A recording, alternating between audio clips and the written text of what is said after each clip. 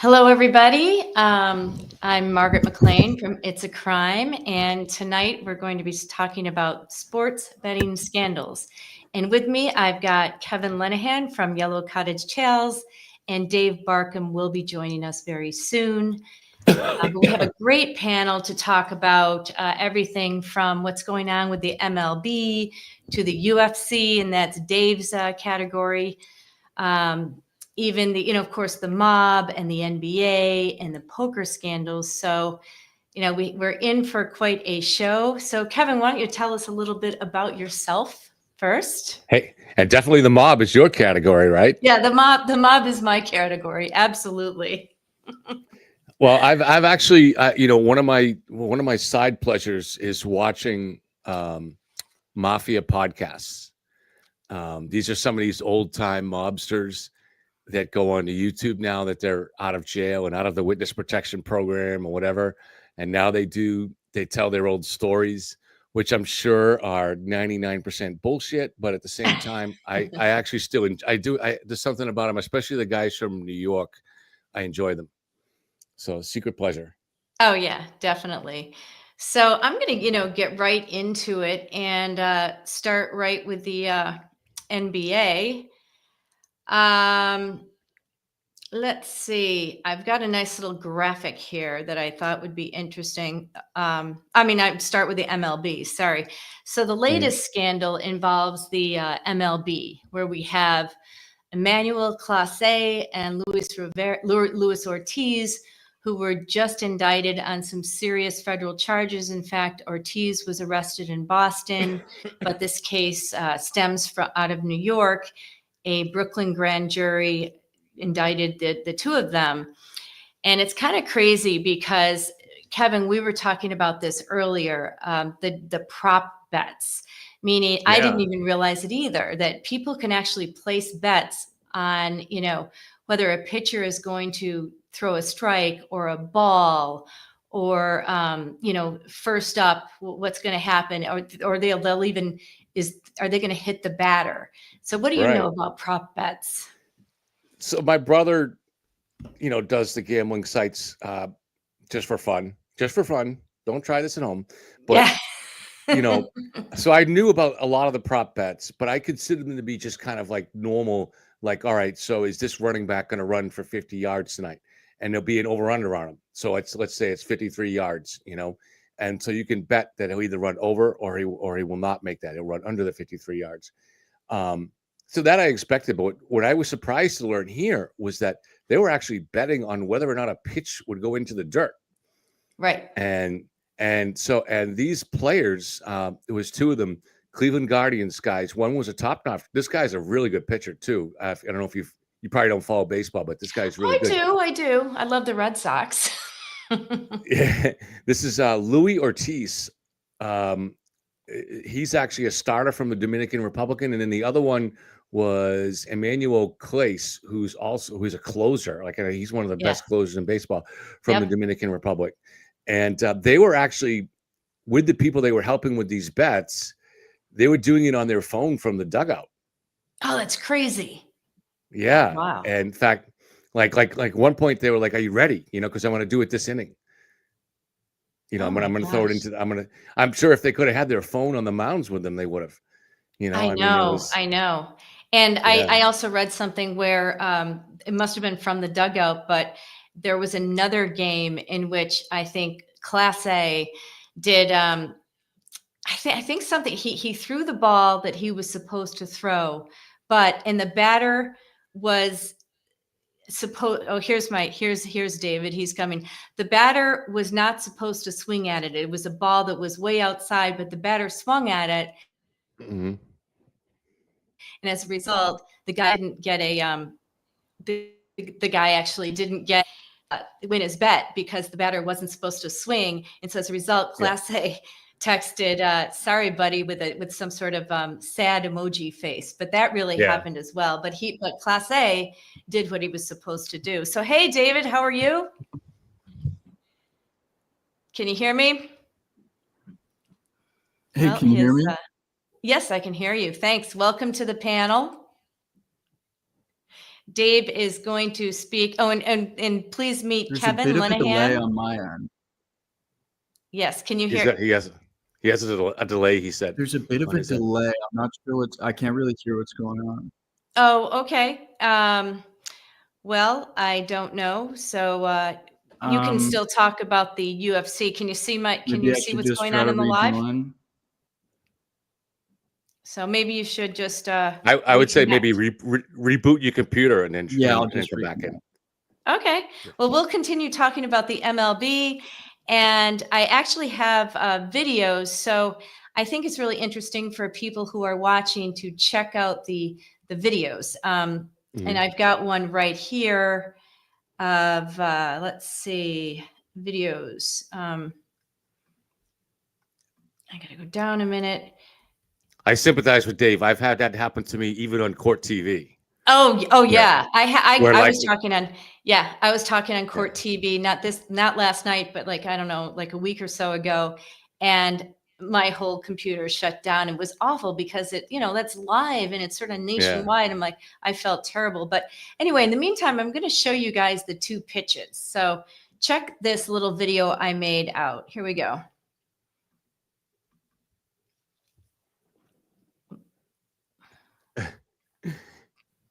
Crazy. I wonder what the normal rate was for him throwing into the dirt. I don't know. And they calculate the stats on all that. These gambling websites calculate the stats for it.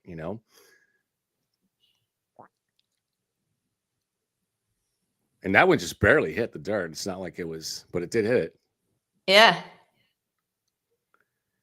The other thing about this too, Margaret, is the money involved is so small compared to what they get paid. That I doubt these guys. I doubt that it had anything to do with money on the part of the guys that were doing this. They're just trying to hook a buddy up, I think. I guess, but it's really hard to believe that they would, put so much into risk their careers, because Clase was earning, he earned $12 million overall in his career. I mean, he is a famous pitcher. And then Ortiz is just starting out. He earns $782,000 a season, but he's young, he's starting out. So you figure he's going to be doing, he's just starting his career. So think of how hard it is to get to the MLB and to throw it away. I think they thought maybe they weren't going to get caught, just like, that's what you think, right? Right. Obviously, you never do it if you think you're going to get caught. But I don't even think they could have been making money off it, because, like, I saw that the total bet on that was $56,000. Do I have that right? Something like that. Yeah. So I mean, the total money involved was so small. Now, granted, if he's doing it all the time, it adds up, I guess, a little bit, but still nothing compared to the millions of dollars. That's why I wonder if these guys were just hooking some friends up, Maybe that doesn't excuse it at all. I mean, but it's just very different than, like, say, in the original betting scandal would have been like in the late 70s with the mafia, with the Boston College betting scandal. Have you heard of that one? Oh yeah. And but you can understand, college players back then weren't getting paid any money, and most of them are not going to have a professional career. So you can see, if you maybe have a chance to make a little bit of money, you can see where the temptation would be a lot there. Yeah. But why would that apply here? It just doesn't. I know. But for those pitches that we just saw, it definitely alerted the watchdog, which is the what is it? I think I have it in this one. IC 360 was somehow alerted, and they flagged the suspicious bet spikes on these particular pitches. So what do you think that was? You think it was the betting site alerted them? Well, integrity compliance is actually, they work with the UFC. They've been around for a long time, and that's what their job is. And I don't know, what goes behind it, but somehow they are able to use certain programs to notice these spikes like that, and they I'm they just, I'm must just, have. so I'm just wondering if that's all it was. Like it was such an aberration. Like this guy hasn't thrown a wild pitch in, 2 months, and suddenly, he's throwing it in the dirt. I don't know. I'd be curious as to how that went down, how they reached, and then obviously they Yeah. got his phone communication. So whatever they had enough evidence to get a warrant, right? Oh, yeah. So ultimately, I think what they did, my understanding after reading about it is they noticed, the compliance company noticed some changes. They alerted the MLB, and then the MLB looked into it, and they notified the Department of Justice, who got the FBI on it. And before you know it, there were grand jury indictments in the case. So that's what I'm thinking is, that's the way it happened. At least that's what Right. I read. Right. Yeah. So it's kind of crazy, but I mean, we live in an era when the Oakland Raiders moved with the NFL's blessing to Las Vegas. right. Right. The That's betting right. cap, a city Absolutely. built around gambling. Right. So obviously it's the NFL for a long time has recognized the value of having good information when it comes to setting odds. And so, for instance, that's why they have very strict rules about what teams have to reveal on the injury report. So they have to put out the initial injury report, I think, on Wednesday, and then they have to update that, and they can't mess around with it. They're supposed to have, like, if there's a 50-50 chance that the player is going to play, they have to put him as questionable, and they have to update that regularly. So they live with gambling. I guess you could say they encourage it to that point. Right. But at the same time, they don't want it to infect their sport because, that especially affects the sanctity of the gambling, right? Or the credibility of the gambling sites. Yeah. And I think it's Thomas Fleming. I like your comment. I think that the money is on the spot. $5,000 to throw a pitch in the dirt was inconsequential. And by the way, that's what Ortiz got $5,000 for throwing the pitch in the dirt. And then Clase got $5,000 for setting it up. So they both earned I mean, not much. But the payoff from guys well outside of the legal betting channels was much more substantial. So that I'm sure the FBI looked into that as well, because these are very serious indictments. They can face up to 65, and they won't get this, but they can face up to 65 years in federal prison, which is just nuts. Is David here now? I can't quite David is see here. Hi, Dave. It's covered by the Thomas Fleming comment. Oh, that's right. It is. So, hi, Dave. Can you hear me? I don't know if he's able to hear me. I don't know. So then we have another comment here. They were Stride Warrior. They were probably putting down big money, and that looks suspect. If you just happen to be winning those bets and being able to know the exact pitch, and that's how they were able to see the patterns. And I agree with that. So I think there's a way if you Can you hit guys one hear of me? those things. Oh, there he is. Yeah. What were you saying, Kevin? I think there's a way you can rearrange your screen so that we're in different spots. So we won't. Yeah, I know. So that Dave. There's Dave. I'm covered. going to put Dave. You know what I'm saying? Is that little part where it shows the figures there? Yeah. If you click on that, you get some options, I think. Well, that's me. Well, anyway. Yeah. But I can, so you know what I'd like to do, Dave, is let's move on to the UFC, which I think is really interesting. And Dave is going to talk about that. Let me, I can see his eyes. I know. I got to get rid of the chat. Is that better? It sounds better on my end. Yes, it definitely sounds better. There we go, Dave. There you are. Did the mob fix the games? As far as the MLB is concerned, I don't think the mob fixed them. I think that's, you never know. What do you think, Kev? What do you guys think about that? I haven't read where the mob has been involved in the MLB. It's more the NBA and the poker schemes. What are your thoughts on that? This seems unrelated, doesn't it? Doesn't it seem like it's just some guys in the Dominican Republic that are working with these guys? That it was very kind of small time-ish. Doesn't it feel like that? No, I think it was pretty big time. I mean, you've got the people are betting all over the world. Dave, what do you think about that? Yeah, well, it's weird because I was reading before this that I think for Clase it was $400,000 in earned wagers, I believe, Hmm. and then it was 60,000 for Ortiz, who joined in 2025, and yeah, that's incredibly low for, especially since I believe one of the players was set to sign a $6.3 million deal. Or no, it was north of that, but he would have earned $6.3 million next year in the MLB, and Oh, then wow. 26 million or something like that over the next, 4 years or so. And yeah, that's why it's pretty puzzling in baseball and major league sports like this. As we'll see in the UFC, the fighters have more of an incentive to actually work with some of these shady figures and, Yeah. kind of quote unquote throw fights because the pay for starting guys is so low. So it Right. is really weird seeing this MLB scandal, I know it. because So let's yeah, it talk just about doesn't. the UFC. So I'd like to know, are some of these fights rigged? Uh, so I know all And these fights. what's your thought? I know all these. None of these fights. And I've seen all these fights. None of those up there Right. were rigged. No. Okay. But then, of course, the one in the top box, Yeah.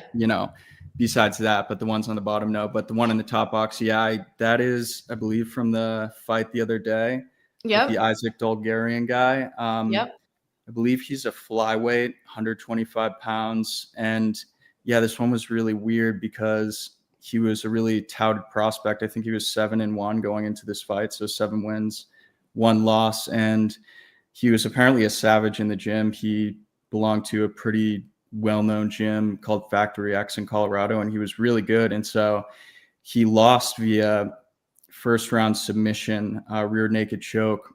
And even the commentators were saying in real time, they were saying this guy's grappling like he's a white belt.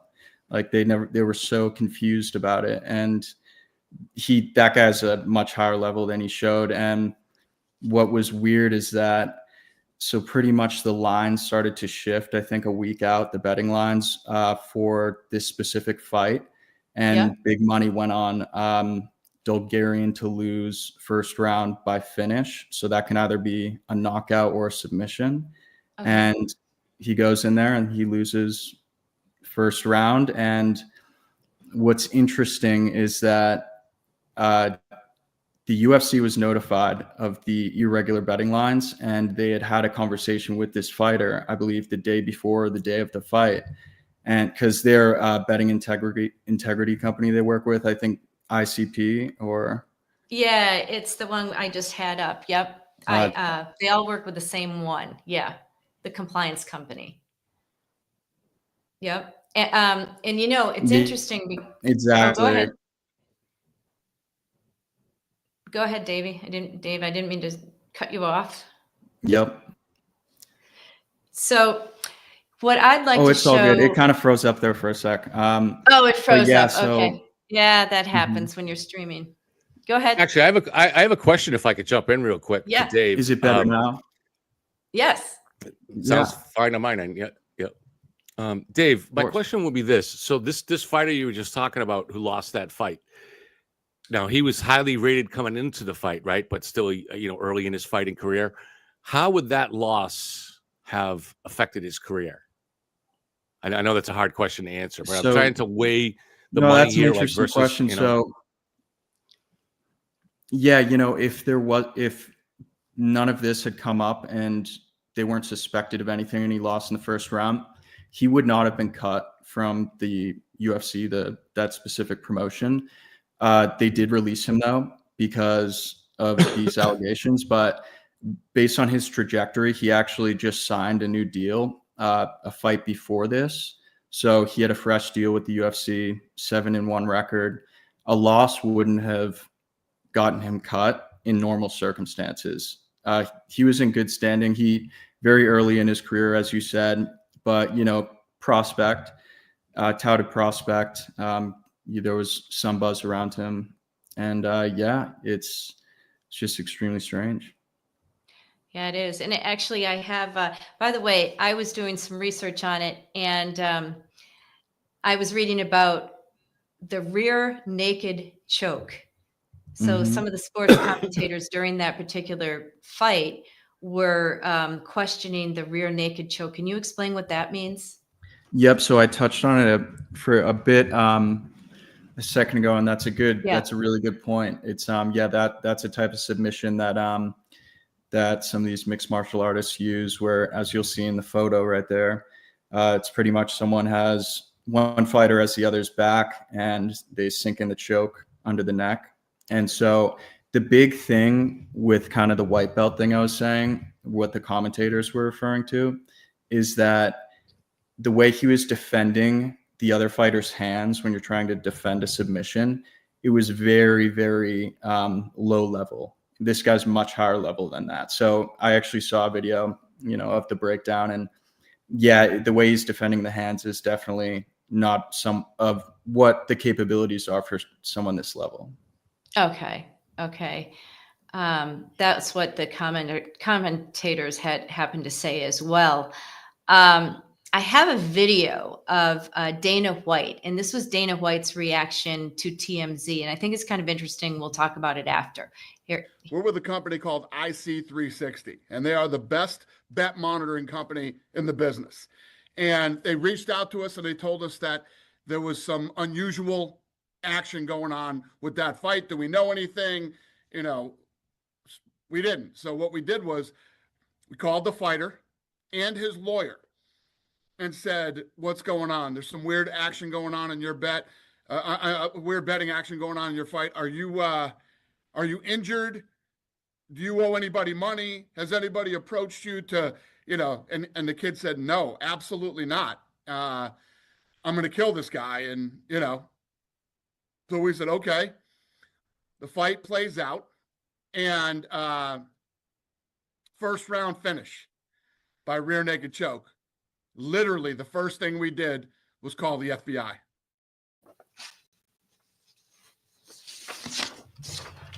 Yeah. So what do you think about that? Do you think he was? Why do you think he made that comment to TMZ? Was he trying to save face for the UFC? So it's really interesting because go right ahead, Kevin. We're just saying people are betting on this, so the credibility of that, that bet, the honesty of their service is where all the money is for the UFC or for these betting services. So they're all kind of, their credibility is all in it together. So Dana, in his case, White's case, it's the fighting league that he cares about. But this ruins, they don't want to be compared to professional wrestling, so, they gotta, there's make sure some, these good. Oh yeah. So there's some major implications on how this could negatively affect the UFC's business because betting is a huge part of that ecosystem. People bet on fights all the time from all over the world. And, some of the UFC's biggest sponsors are betting companies, I believe DraftKings, some crypto casinos, such as Stake. These things are massive. And when actually there was a scandal 2 years ago with kind of a fight fixing thing, or in 2022 with a coach, James Krause, and then one of his fighters. And during that scandal, Canada, one of their provinces, actually banned betting on UFC fights. So there was right away a major impact on their potential business because, if that created a domino effect, like we can't trust UFC fights, then that's going to be huge lost revenue. And it's interesting because Dana White has always said, when he's kind of telling the story about making the UFC, he said they ran towards regulation because they wanted to be in line with everything. That before they bought the UFC, it was kind of the Wild West. They ran towards regulations, wanted to get licensed. And that's why you just saw in that interview how Dana White is saying right away we called the FBI, is because they want to get in front of it and they want to squash it pretty much. Mm-hmm. Right. Yeah, I'm not surprised. And he's like, oh, the part of that interview too was, yeah, we got all these FBI guys in our office, so I'm sure it's all about optics as well. He's very good friends with Kash Patel as well, and the current administration, Donald Trump. Donald Trump actually was one of the first people to give the UFC and Dana White a chance. Not a lot of venues were having them, and so Donald Trump in the early 2000s had the UFC at the Taj Mahal in Atlantic City, and wow. they're really tight. So it is interesting. Yeah. Mm-hmm. And it is interesting with this comment here. Thanks for the comments, you guys. There are governments involved now. Absolutely. I mean, this is worldwide. He's right, actually. Yeah. The guy who commented that, because a ton of money from the Middle East has been flowing into American sports, European sports, particularly prize fighting. In terms of UFC, they don't have direct ownership, I believe, but they're very influential. And one of the guys, Turki Al-Sheikh, puts on some of the biggest boxing fights and can co-promote big boxing fights involving some UFC fighters, ex-UFC fighters, and big boxing names. And some of the shows have lost $100 million. Oh my God. But since he has the oil money, it doesn't really, they're really changing up the game with that. So it's interesting. And Kevin, you were about to say something. What were you going to say? I don't think so. But what I was thinking as Dave was speaking was that, whether it's the league or whether it's one of the venues like Dave was just talking about in Saudi Arabia or in UAW or UAE rather, or whether it's the gambling sites, they all suffer a lot of loss here if there's illegal gambling going on. The only people that benefit are the people that are rigging the bets. That's it. No one else benefits, and these other ones all lose a lot. So they have a huge incentive to want to try to keep it clean.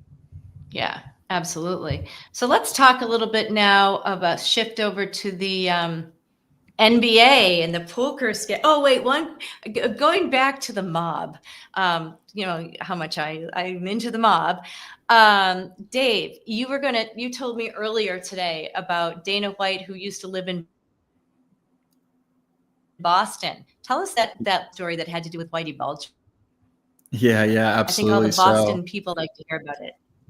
Yeah, 100%. So, the story is that Dana White, who is the head of the UFC, he was raised in Boston, in South Boston in particular. And so in the late 80s, early 90s, he was teaching essentially cardio kickboxing or cardio boxing in South Boston. And so he says he got paid a visit from some guys he claims was Kevin Weeks that said, you can owe us rent, essentially. And then they called him to ask him again in a week. And he said that he bought a one-way ticket to Vegas, is his story, which is funny. And so he claims it was Kevin Weeks, but then Kevin Weeks has come out because people have asked him and he's like, no, that wasn't me. Maybe it was someone associated with us, but it is, people say Dana got run out of Boston by the mob, but That's funny. I like that. He strikes you as a corrupt guy, that Dana. I don't know. I can't say, but funny. Based on the the videos that I've seen of him, or his appearances and stuff. He seems like he came from Boston, doesn't he? And does he have the accent? I don't know, but that's a not really as much anymore. But I think he probably had it. Yeah. Back in the day. So let's talk about the NBA poker scandals. So we all know we have Coach Chauncey Billups, Terry Rozier, and Damon Jones. They were all involved with poker. A lot of people play poker. In fact, the mob has been running illegal poker games for years, especially in New York City. You've got the crime families, as I mentioned, all 5 crime families. It's been going on for many, many, many years. So why now? Why is the FBI getting involved now? Well, in my opinion, I think these illegal games have become unfair. So basically, they use, first of all, these guys, these celebrities were used as face cards. So, that then, for example, let's say I'm a hedge fund person or, somebody in New York City, and I've got some money and I want to be, go underground and do some betting, play some poker. They would be lured in by, hey, come to this game. Chauncey Billups is going to be here, or this NBA star is going to be here. So I might be thinking, well, if it's good for them, it's good for me. And you want to rub elbows with these guys. So they started to go. But what was going on behind the scenes was the face cards would draw the people in. And according to the FBI, these face cards, the celebrities knew what was going on. They would be getting kickbacks.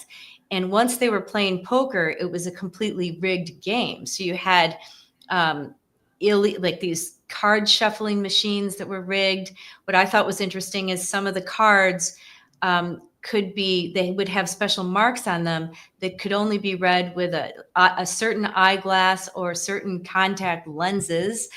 And then they even had this giant, this crazy X-ray machine under the felt that would actually read the cards, and then that reading would be sent outside to a mob guy on the outside, who would then text or somehow communicate with some of the guys at the table as to how to place their bets. So it was really complicated, but people lost a lot of money as a result.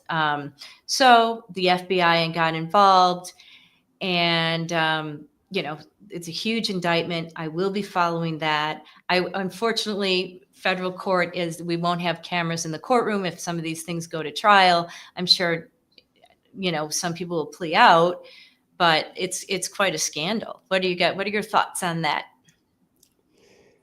If you could buy, if the customer could buy access to that table, and the selling point was to be able to play cards with a celebrity, could you pay extra? Could you pay extra to make sure you won? So you're on the side of getting rigged? That would be nice. I'm sure maybe, who knows? It's very possible, but just so you can tell your friends, I beat, who were some of the celebrities that they had? Well, they had, Chauncey Billups, they had, quite a number of celebrities. In fact, I'll have even, some NFL players here. So we've got Antonio Gates was also one of these face cards. And he got involved because there was a poker game in Miami. And, of course, people wanted to play with Antonio Gates. So some of these guys came, and so they started to play, the group of guys, and they don't want to get caught cheating millions against that overnight. dude. Yeah, so that's why I put that little. He's huge. Yeah, so they lost big time money in those games. So is that $7 million total for the whole length of this scheme, or is that? And do you know how long? Yeah, I'm not sure. I know it's a lot of money. $7 million. It could be. It could be, but I think that's what the federal indictment says. But I have a feeling it's a lot more than that. Yeah. So again, the sportsmen earn more from their adverts than the contracts. That's true. And the agents who set up the deal, mobbish behavior, I have to say, I agree with that, wholeheartedly. But what do you guys, what do you think are some of the solutions here? Yeah, he's correct about that. Yeah, no, he is right about that. And of course, Dave, I've covered your face again. There you are. No. What are your thoughts? Like, what do we go. do to prevent this in the future? Other than someone's integrity, the only thing that's going to stop them from doing it is getting caught, or the risk of getting caught. So the FBI doing what it's doing here this is the biggest in several years, probably many years. I can't remember the last time where they really went after a wide variety of gamblers in different sports. I don't remember anything similar. So you got 3 sports here, right? Is there any NHL guys yet? We got NBA, NFL, and wrestling. Yeah, it This is seems what I found. unprecedented. MMA rather. Yeah, it seems almost unprecedented is given recent years. I feel like this wasn't a huge thing, especially consistent across multiple sports. And yeah, it's very strange. I'm not sure what the motivations are. It is interesting though with the football case that multiple crime families are said to be involved. Yeah. So I wonder what the kickback was for these guys. Yeah. But yeah, it's and your question was, can it be prevented? I think what the government's plan on is in terms of trying to prevent stuff like this from happening again, especially given the modern age, is they're probably going to really try to make examples out of, every single person involved or complicit in a crime and really go after these guys. And that'll be one part of it. But with technology, there's a whole front on that end where they're trying to kind of verify identities and trace illicit activity. And so, but it's difficult. It's tough to, I don't know. This definitely won't be the last time for sure. Oh no. Yeah. And do you guys think things have changed in the modern era? Like, I feel like with this modern era of in sports books, like gambling is legal in 38 states. So, Right. And it's where we've got DraftKings, so many sports books out there. Do you think that there's a potential for more cheating now? Well, when the NFL guys come into the league, they're required to sign a pretty lengthy part of their players' agreement and it has a long section about gambling. And it says in there, you are absolutely never to gamble on your team. But then it goes on and on a link to say you're not supposed to gamble on other games, on other sports, and blah, blah, blah. It was kind of a little bit of a contradiction there. It's almost like saying, well, that's bad, but not as bad, or something like that. And UFC what are they just implemented that actually 3 years ago, that they really put it in a line in the sand at the last scandal, 2022. They put in the contracts for every UFC fighter, you are not allowed to gamble on fights, any fights, not even just UFC, any fights, I believe. Your wife isn't allowed to bet on any fights. Anyone can't bet on fights. Coaches can't bet on fights.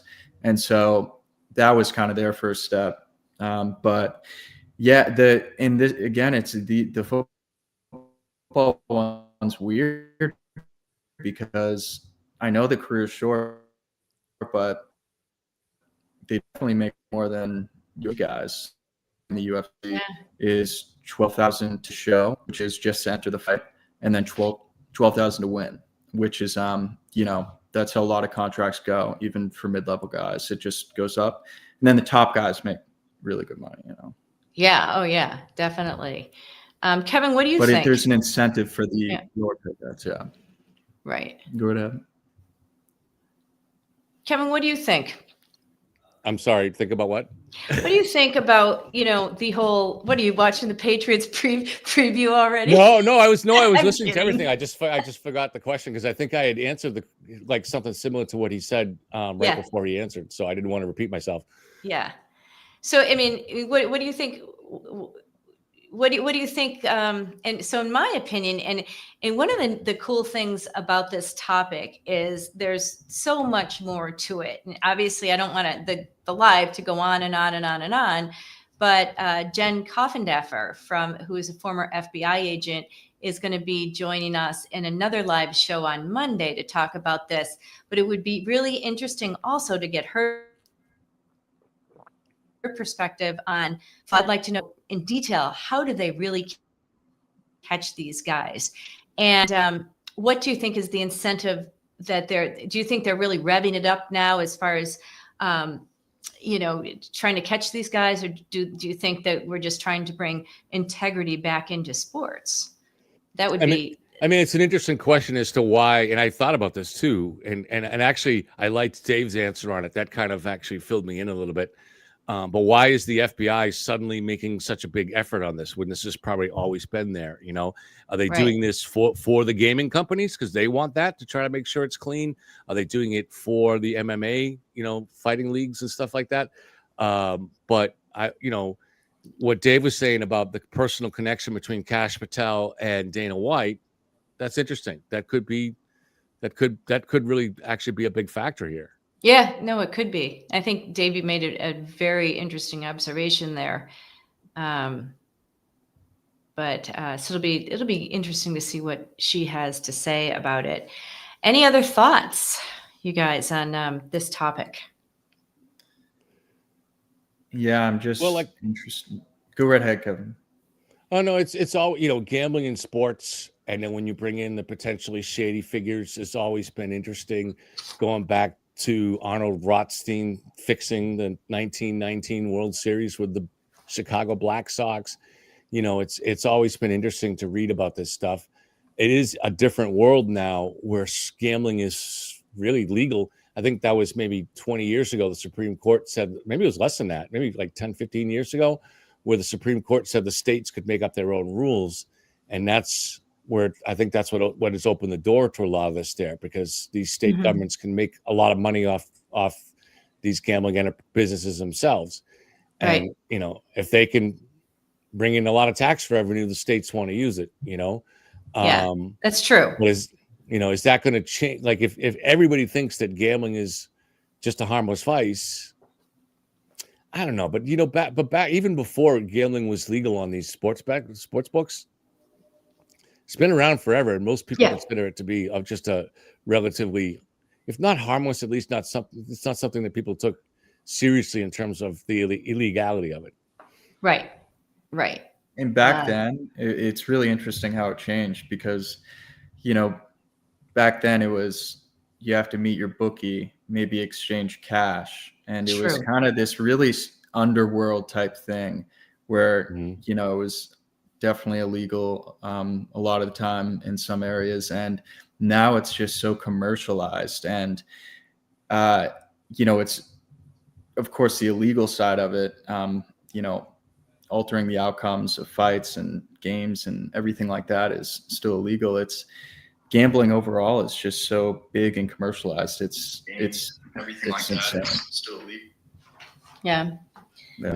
No, I agree with you. And by the way, college sports, I forgot to mention, the University of New Orleans players were recently accused of manipulating point spreads. Did you guys read about that one? Mm-hmm. No, and that's gone on. There's a long history of that with college basketball. Oh yeah. Oh yeah. It's not easy to manipulate this point spread of a basketball game unless you're like the star player or the starting point guard where the ball's in your hand a lot. And especially if some of these guys have tried to maintain the fine line of having their team still win but not cover. That's even harder to do. Yeah. Oh, exactly.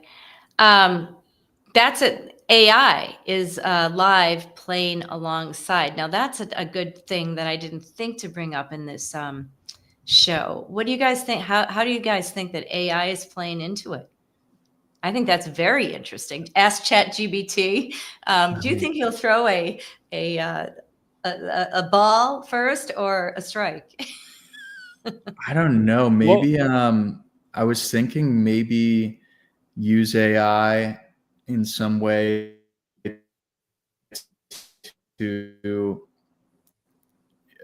influence the betting lines, but I'm not sure in what context or how it could be done. But I mean, or to look for, I'm not sure, because or to help the companies or the feds look for areas where the stats indicate something is off. For sure. Yeah, that's a great point. What they did with the pitcher there. In fact, I wonder if they used AI to come up with that. That's a great point, Kevin. Yeah.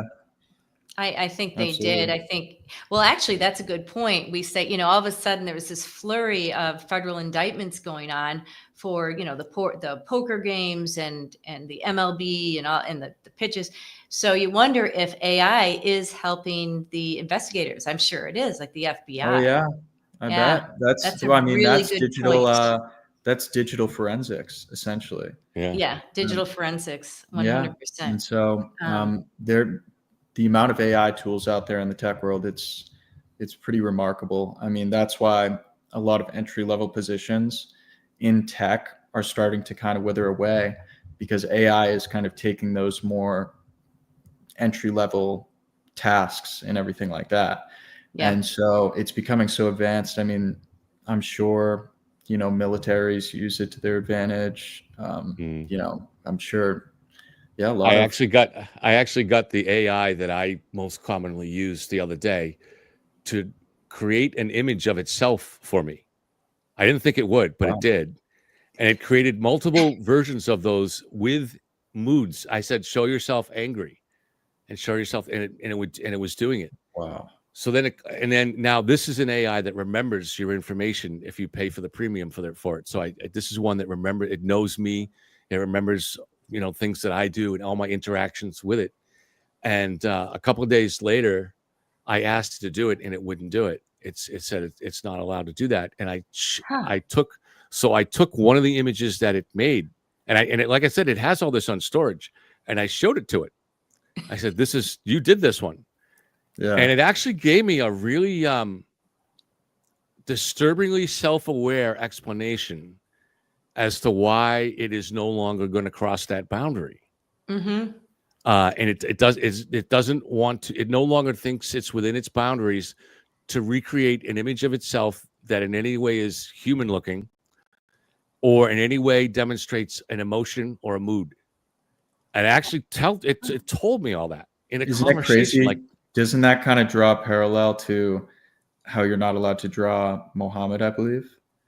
Oh, that's a big I one. mean, it was just amazing. And I asked it, I said, did somebody change your programming in the last 2 days, or did you come to this awareness on itself? Yeah. And it seemed to imply that it just came to a more focused understanding of what its boundaries are. Yeah. I use it too, and it does. Have you been using it for a couple years now? And yeah, it is pretty crazy. It's really advanced a lot in that time frame. It's nuts. Yeah. You can, when it first came out a couple years ago, ChatGPT, I could get it to do things that then they put the brakes on it. I got it to do some crazy things that would break its own rules, what I guess what its rules were, and it would go way further than I intended it to. It was a little disturbing. And I don't know this. So the one that I use now is Copilot, which the programming uses the same thing as ChatGPT, because Microsoft owns ChatGPT, and this is by Microsoft. But it retains the information from your previous conversations with you. So there's a lot more room for a kind of growth on its part, because it's retaining that memory of that stuff. It's a little eerie. Oh, it totally is. It's come a long way. So, I going back to the I forgot to mention this before. So I believe that they're going to be, or the sports books are banning the prop bets where you bet on a certain pitch. Is that true? I didn't hear anything about that, actually. Yeah, I did read. So they're trying to come up with solutions basically, and the issue is, do we ban what do we do? I think it's too much. The prop bets, as we talked about earlier, is way too much. I wouldn't want to see them do that, but it does make sense, because, like I was saying earlier, it's hard to fix a basketball game, right? But if there's a prop bet as to I don't know how many 3-pointers you're going to take, and the over-under is 3, and you only take 2, you have much more control over it, Right. So the individuals would have, it's a lot more easier to rig these bets with the prop bets, I think. But at the same time, they do seem like they're kind of fun to me and a good source. So I don't know. I think those prop bets are making so much money that I I think it's almost too late for them to even take it out. If you think about how much money these gambling companies have, they can buy lobbyists in DC. Yeah. You know, that's exactly why you see with some states like marijuana is becoming legal. But then if you go down to a state in the South, it's still around the same class as heroin. It's like, you know, Right. these different. So I feel like they're really entrenched already, and in these states that they are in, and they just keep expanding. I just don't think they would. They're going to put up a fight for sure to keep those prop bets, I would assume. Oh Yeah. yeah. Oh, definitely. I wonder how much betting we'll have. Here's one. Best prop bet. Tom misses his first free throw. That's funny. Yeah. He's missed his last 10. Oh my gosh. Well, I know you guys, I know Kevin wants to get ready for his, well, we all do. We got to watch the Pats tonight for sure. Dave, are you watching the Pats? Yeah, you guys can give me your predictions on the game. Give me your, I'm interested to hear. We got plenty of time. Well, the Pats are on a roll. So yeah,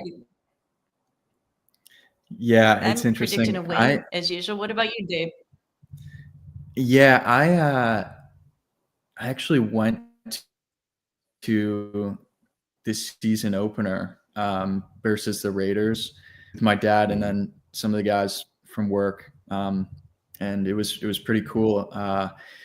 But you know, I just don't follow it all that much very closely. I know I can always see that Drake May. I see in social media that Drake May is crushing it, and I have looked at their standings a couple times, but I honestly couldn't tell you who they're playing today. Well, then you give us your prediction, Kevin. They're playing the Jets, and I have one word, or this is probably two words, for people out there that are Pats fans that are in the audience that might remember this. Butt fumble. One of the most famous plays in Patriots-Jets lore was about 10 years ago. Actually, this was probably about 2009. It was born now, about 15 years ago, when the Patriots and Jets were playing. It might have even been on Thanksgiving, but it was around this time of year on a national TV game like this. And Mark Sanchez, the quarterback for the Jets, ran into his own player's butt and dropped the ball. And the Patriot guy picked it up and ran it into the end zone. And it turned into a rout from there. And it was used to embarrass Jets fans, which I love. Yeah. Embarrassing them, that is. Forever after that, the butt fumble. You like if you've ran into a Jet fan, he tried to taunt you about something, you just go butt fumble, and they walk away with their head down. Oh my god! Is it the Justin Fields who's the QB for the Jets? Yeah, that's yeah, they're not doing. Yeah, I did see stuff. I'm looking at it again. Yeah, 2-7 for the Jets, 8-2 for the Patriots. So yeah, let's hope. I wish I had a video that I could put the butt fumble up, but oh yeah, I'm sure it's on YouTube all over the place. It's oh yeah, but of course for me to find it for the live, I'd screw everything up right now. Oh yeah, that's awesome. So well, the Jets had the last laugh that year because we got into the playoffs and actually had to play the Jets, and were expected to crush them, and they beat us pretty solidly. Oh, that's funny. So that was one of the worst years under the Brady era because that was the only year. I think that was the only time Tom Brady got knocked out in the first round. Okay. I think I remember that actually. I totally remember that. Yeah. Used to go to a lot more games then. I guess we got to start going again, but we're on a roll. So this is great. It's going to be an awesome season. What's your bet? Anybody betting on the game? Any prop bets? Any prop bets? Is there a bet on a prop bet or a butt fumble? Yeah, maybe. Yeah, maybe there is. I know. I wouldn't be surprised. Well, I think I'm going to thank you very much, you guys, for contributing, and it was a great discussion.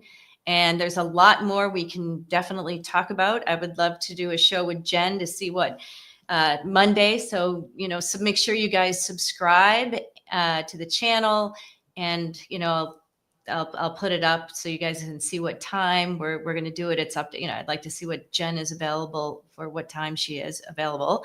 And it'll be interesting to get that perspective. So I appreciate it's a crime, right? It's a Crime? Yes, at It's a Crime Media. Yeah. It's a It's a Crime Crime Media. with Margaret McLean. Yes. Yeah. And I was trying to help Tom find it earlier today, and he said there's another channel up there with the same name. yeah, YouTube. well, So there's a couple of channels. yeah, I started way back with a radio show way back before, YouTube and all that stuff. And it was called It's a Crime with Margaret McLean. And they made podcasts, but I didn't even know what a podcast was. So I wish I'd kept it up, but I still kept the name for branding. So it's just simply called It's a Crime with Margaret McLean. But I appreciate you guys being here, and enjoy the game tonight if that's what you're going to do. And Absolutely. I hope to see you guys soon. Thank you so much, Kevin and Dave, for joining me. Yeah, nice meeting I you, got to Kevin. put some of these. And nice to meet you, Dave. Yeah, Yeah, good meeting you. I've watched and a lot thanks of for the liking and lives. subscribing. Yeah, you and my mom doing great shows. Yeah. Yeah, we always have our little back and forths, but they tend to be friendly. Absolutely. Oh I yeah. love it. Oh yeah. We do. Yeah, that was we're having fun.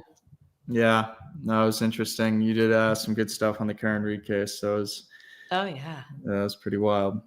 Yeah, But Dave was in those chats. So he was one of the secret guys in the chatting all. So that was cool. And by the way, I will be live streaming the Brian Walsh case every day, which should be coming up. Maybe Have they decided that yet? Have they decided that yet? Has the judge decided on that yet? They haven't officially decided, but everybody thinks it's going to go probably the end of November, right after Thanksgiving.